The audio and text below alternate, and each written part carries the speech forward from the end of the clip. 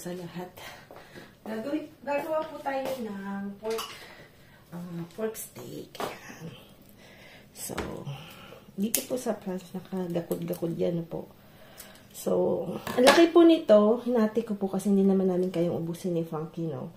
So, usually kasi, for big family, yun yung mga ginagawa ng mga nagpiprepare ng meat. So, ganyan po siya kaganda. Yan.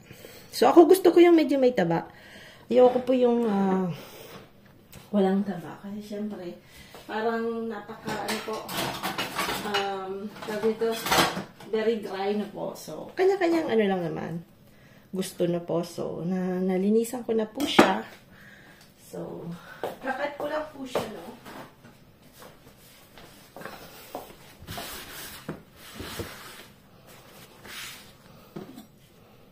Ng manipis.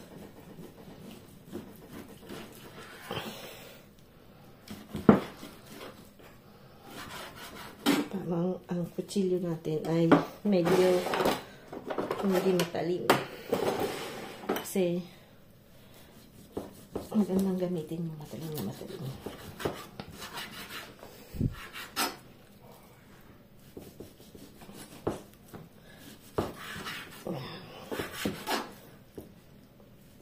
Sa Pinas, I don't know kung ginagalito rin nila. Iba rin yung pagkakahiwa na siguro. Pero, pare-pares lang lasa niyan.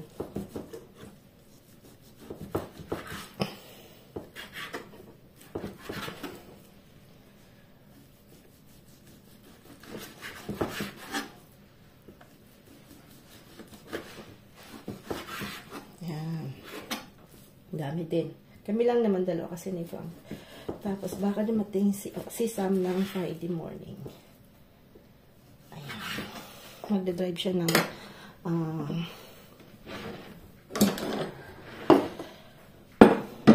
ayan, so dito natin lalagay. So para gusto niyo pong maging very ang tawag nito, tender yung ano nyo,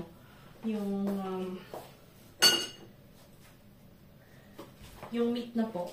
Isa sa mga astuce or hacks is lalagyan nyo po ng sodium bicarbonate. Ayan. Yung sodium bicarbonate, dalawang kinds yan po, no? Yung panglinis lang ng kitchen or yung ang tawag dito is pwede sa food processing. Yun po yung bibili nyo. Pwede nyo pong ano yun, gamitin ng panlinis na sa food pan, no po. Pwede pampaputi ng ngipin. So, parating ang ginagamit ko yan. And I always had, kasi pag medyo nga sa inupalit-ulit kung sinasabi, bloated kayo, lalagyan nyo lang po yan sa mainit na water. Maligam-gam na water, tsaka ano po, no, tawag nito, konting lemon. Iba yung kagaganda ng ano nyo po, nung pakiramdam nyo pag bloated kayo. Ako po, isa sa mga laging hindi ako nawawalan sa bahay, yung sodium bicarbonate, yung ang tawag nito, apple cider, honey, ginger, yung mga ganyan po. Kasi lagi kong ginagamit sila pag something na masama pakiramdam. So, I have always that. Parating may advance po ako na product na ganyan. Kasi gusto ko lagi meron sa bahay. Yan. Pahid-pahid lang yan. Tapos, isi-set aside natin yan na po. Yan, kasi malamig pa po yung karne, ano lang natin sa ref. So, yan, tapiin lang. So, ayan na po siya yung preparation natin. Yan. Yan, hindi muna natin siya, hindi muna natin siya i-marinate, no? So, hayaan lang natin na umano yung sodium bicarbonate. Tenderizer natin today. So, set aside natin yan hanggang maging room temperature yung meat. So, yan. Wala nang langaw. So, hindi na natin siya tatakpan. So, mga ilang 2 hours na rin po siya nating minarinate. Ang gagawin po natin, kita ba? Yan. Nalagyan natin ng fresh bawang. So, hindi ko muna siya lalagyan ng toyo na po. So, garlic. Lagyan natin siya ng garlic.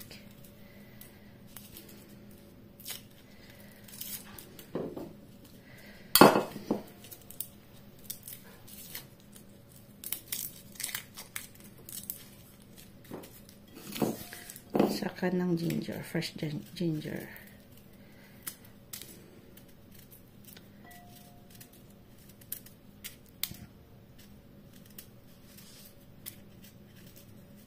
I already washed that.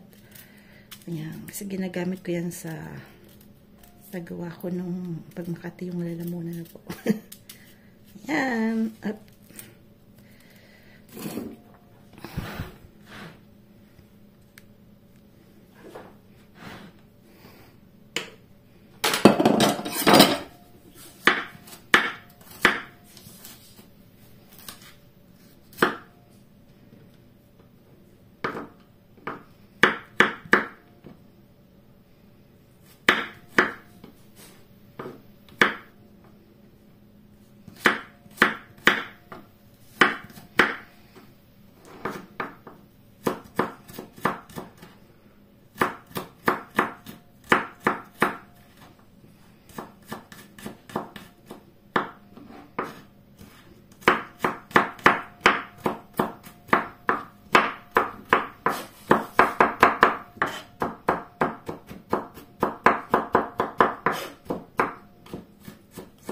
Sunod-sunod mas masarap. Tapos to, ganun din.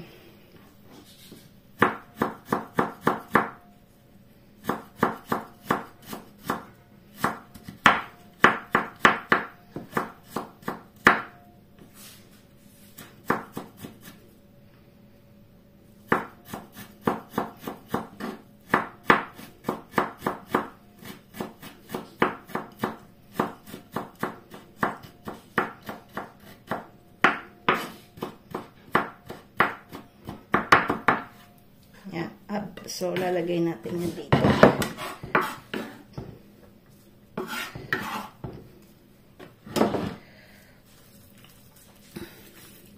Yan, up. Malamig pa rin siya, yung meat. So, talagang pag, what I do, so pagkagising ko po, kinukuha ko na po yung yung salt, lalagyan natin ng salt. Yung meat po linalabas ko na kagad.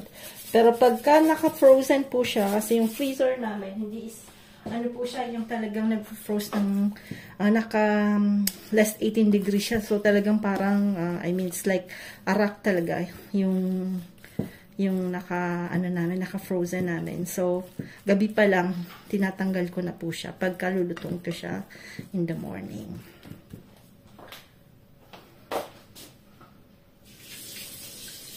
So, it's, today, akala ni Frank it's sunny, but it's 80% rainy.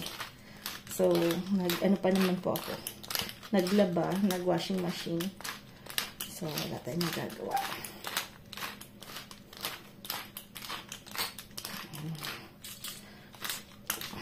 Lagyan lang natin ng bell pepper. So, yung bell pepper ko po is a mix of black and white pepper na po. So, yan. Mamarinate ulit natin yan na medyo hanggang mamaya, no? So, lalagyan pala natin ng konting suka. So, that's apple cider. Mas. Excuse me.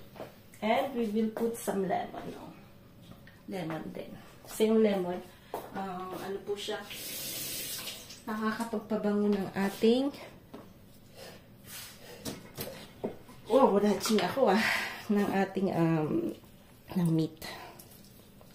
Calamansi, lemon. Zest nga yan, mas maganda rin. Kaya ako, ang dami ko pong tinanim na lemon sa garden. Kasi, I love lemon. Ayan. So, hanggang mamaya ulit siya dyan. So, hindi ko na siya pinukpok, no? Kasi lagyan natin siya ng sodium bicarbonate. Up. Yung linarinig natin. So, ayan. Ito na po. Yung, hindi na siya. Bali, dapat naka room temperature siya na po. So, lalagyan natin ng vegetal oil. Yung ating, medyo, hindi naman ganun kadami. Pero dapat medyo,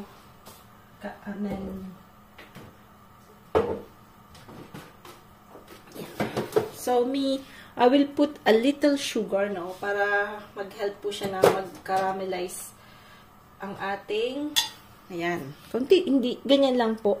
Kasi dito yung sugar, medyo naka-cubes kasi yun po yung ginagamit namin sa pagdi-drink ng coffee na po. So, lagay muna natin yung sugar para mag-melt siya. Ayan, diba?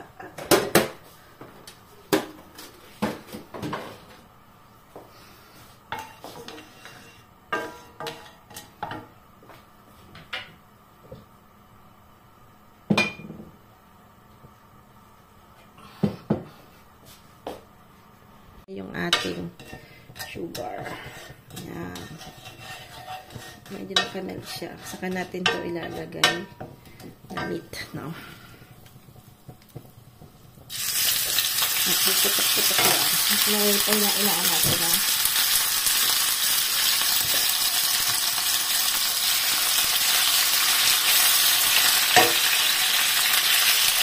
So, hindi pa natin nilagay yung toyo,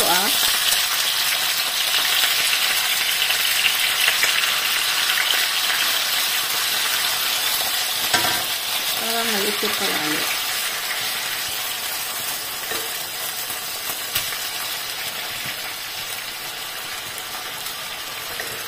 Ayan, bango. Bango na kaagad.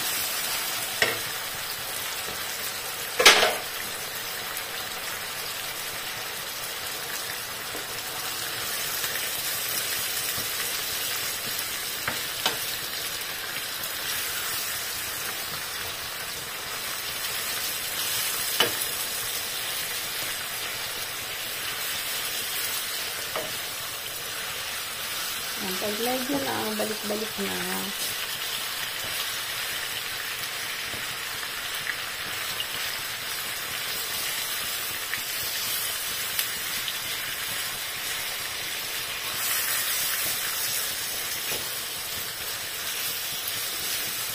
Lagyan natin siya ng dark soy sauce na po. Dark soy sauce. Dark. So, ako po laging may dark at soy sauce. Ayan.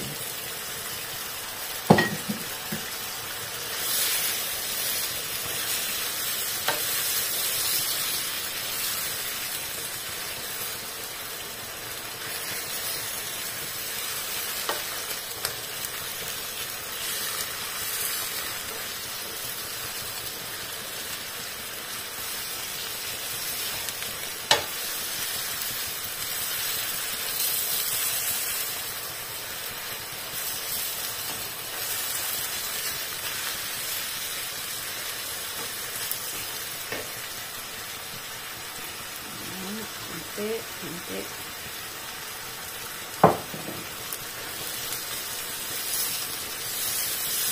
Kainaan natin ang konti. But i-prepare natin yung onions na po. Yan. Ano lang po yan, yung pabilog lang na onions. So,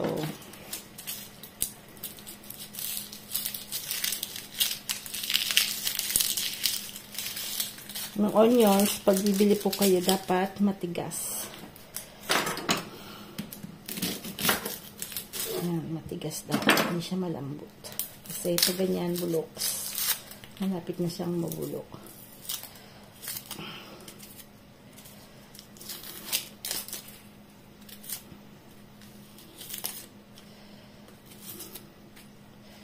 So, gasan natin. So, ako, malagyan muna natin ng isa. Then, after, pag malapit nang siyang maluto. Ang pabango po kasi yan. Ayan, malagay natin sa doon. Ayan. Pampabango kasi siya, no? Ayan. Takot-takot. So, malapit na, saka natin siya. Tatakpan natin.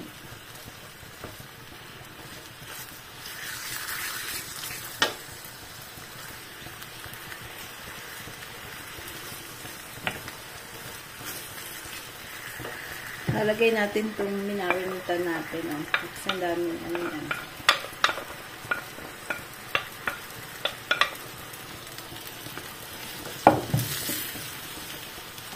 Tatakpan natin siya.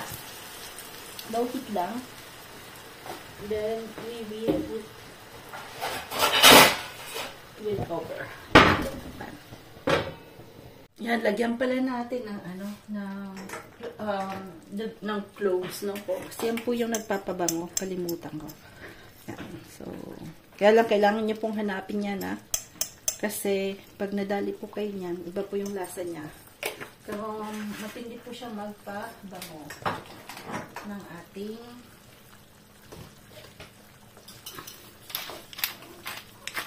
yan.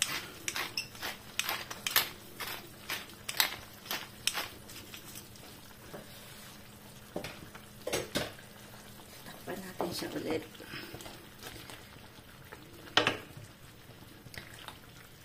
Para even po yung kulay niya. So, kailangan nyo pong laging nabaliktad. Lalagyan ko po siya ng konting sili. Isa lang, kanyan lang. Para hindi masyadong anghang. Kasi medyo, ito po yung radish po yan. Nakakapagpabango kasi yung radish.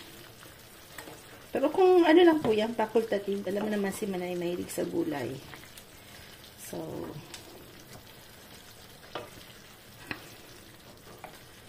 yan. Pampalong kasi yung radish. Pero yung iba, may mga taong ayaw nila ng lasa. That's very good for the health na po. Yan.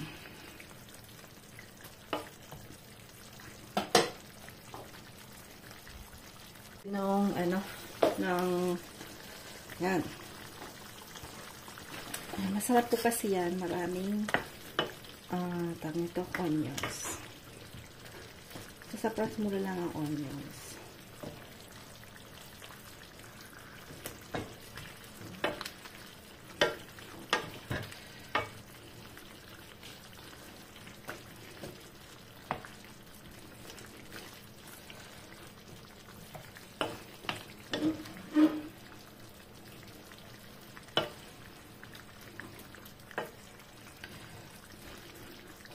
At para pag gusto niyo po yan na maging parang tawag nito, yung sauce niya is like glossy na po. Pagod pa. Ito, wait lang po, lipat po. Kailangan nyo ng cornstarch na po. So, yung cornstarch, lalagay natin yan sa, yan, lalagay natin sa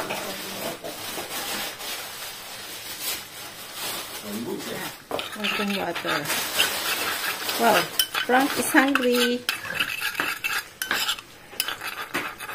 Tapos, yan, huwag masyadong madami. Yan po yung mga technique ng mga Chinese restaurant. Yan, medyo magiging ano yan, stickier yung ano, tapos parang makintab. Yan, yan po yung technique nila yan eh. Bukan patah loh. Ha? Kita ambil patah. Ya. Hah? Parce que j'ai pas fini. Là, là, monsieur Wagon Pancouille. Toi, tu vas pas m'en dire. Huwag hindi siya kakain. Ayan, tingnan mo yung sauce niya. Parang stickier na siya, diba? Ayan.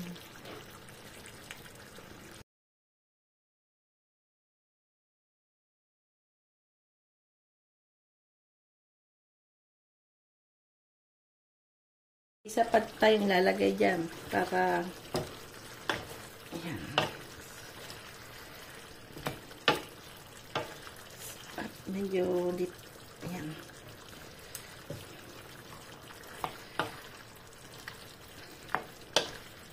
Pero yung ano po, cornstarch, lalagay niyo yan pag malapit ng pagluto na siya, no? Kasi baka mabilis matutong.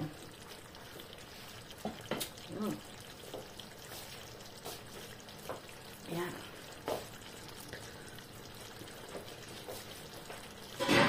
Tapos lalagyan natin ng ako po lalagyan po ng kalabasa. Para merong pang ayan. Para may gulay. Takpan natin. Ayan. Ulang. Yung pork steak natin. So, linagyan natin ng kalabasa. Kaya may kulay.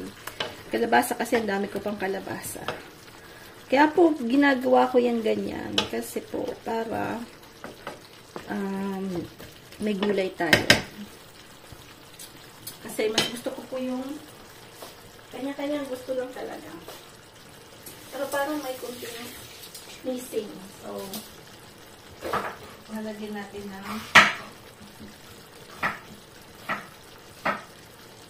mararamdaman ko na po yung tawag nito yung anghang na konti. So, since na inuubo-ubo kami yung konti, hindi naman masyadong ubo. Galing ko kasi sa yan, lagyan natin ng bell pepper. Dami pa rin nating bell pepper. So, yan. Para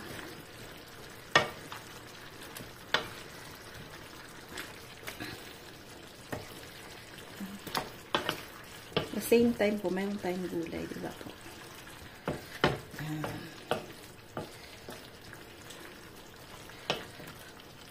Kasi pag ano lang, pag puro kami lang, parang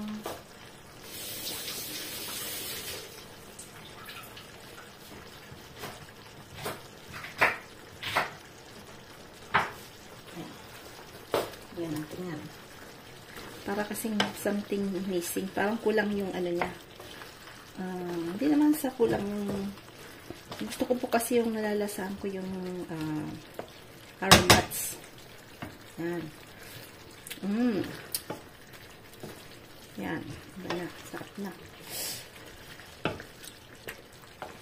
Langhang na. So, ito kukunin natin to kasi ano yan eh. Zero.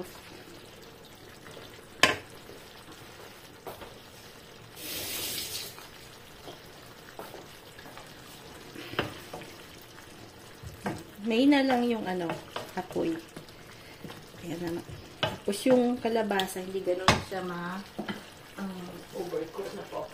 Yan. Ayan na yung ating pork steak with kalabasa. So, yung mga linagay nating vegetable, that's facultative, no? Kung gusto niya lang pong pork lang, so don't put any, ano po, any vegetables. Yung bali onions lang po yung ipuput nyo. So, yan. Bon appetit po sa lahat.